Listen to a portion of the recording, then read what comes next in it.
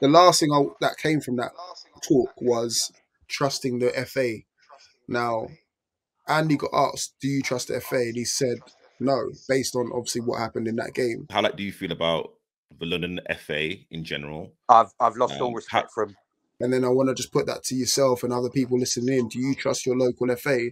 And it's not to say that they're liars or cheats or anything like that for anyone listening in from any FAs, because last thing we want to do is get anyone into trouble. It's just like when you're putting everything you have into in these Sunday league teams, you put in money, time, efforts, and all the rest of it, and sometimes you're not getting the responses back that you want to be getting.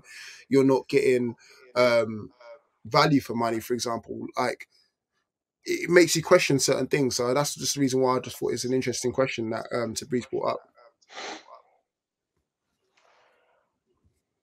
Really easy answer.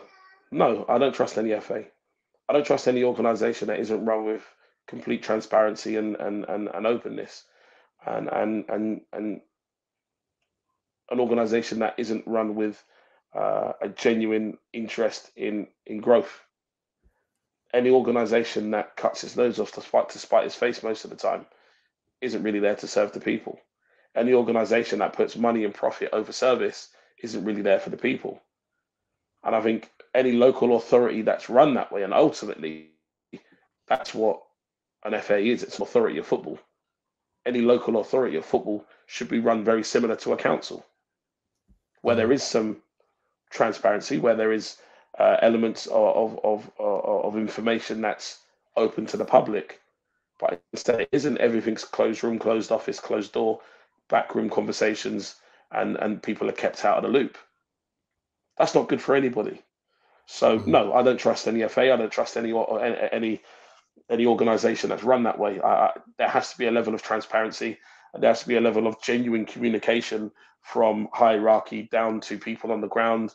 There has to be a genuine willingness to actually communicate with the people that play the game, but there isn't. Instead, there's a group of congressmen that sit around the table that make a lot of money, make a lot of decisions that they never really get to see how it works or how it pans out. But what they do know is how it affects their spreadsheet of numbers. That's either green or red. And if it's red, they lose their job. If it's green, they're in the job. So any organization that puts profit before service, absolutely not. I couldn't possibly trust it. And they're never going to have your best interest at heart. It's interesting you say that. I didn't look at it that way. I just thought it'd be more down to, like you said at the start, transparency at the start. I'm just obviously hearing the back end of that conversation. You said it's more down to profitability. Easy for me to say.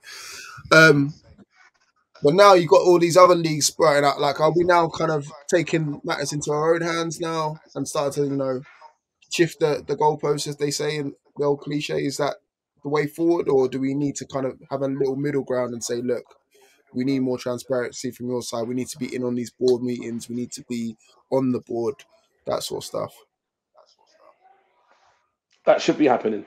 I mean, look, Mm. if a league is being run properly, then why shouldn't there be people that can step into the office and have a look at the books, have a look at Mm. incidents, and there should be public information.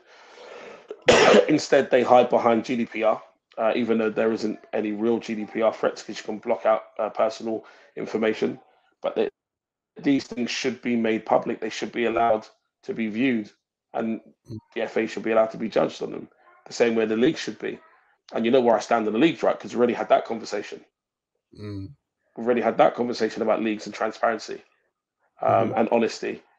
Unfortunately, we're just not going to get that from them. From the FA. Listen, I'm not saying that there aren't good people that work at the FA. At the FA, there's some fantastic people that work at the FA that do fantastic jobs. Unfortunately, this is the situation where it's the minority that ruin it for the majority, and ultimately that's all we can judge it on because it costs the average person that plays football, the average person that coaches football, that's involved in football. All it does is cost them. It costs them money, and it's one cost after another. Discipline, pitch fees, that fee, that fee. When ultimately the local FA should be getting involved in regulating the prices of pitches. They should be regulating the price of training, regulating the prices that companies are charging you for training kit. There should be some sort of exemption certificate. There should be all these kinds of things. That's what the FA should be there for, to encourage participation. But we don't get that. We're not getting encouragement. We get a fine. Like I said, it boils down to a spreadsheet. Are we in the red or are we in the green?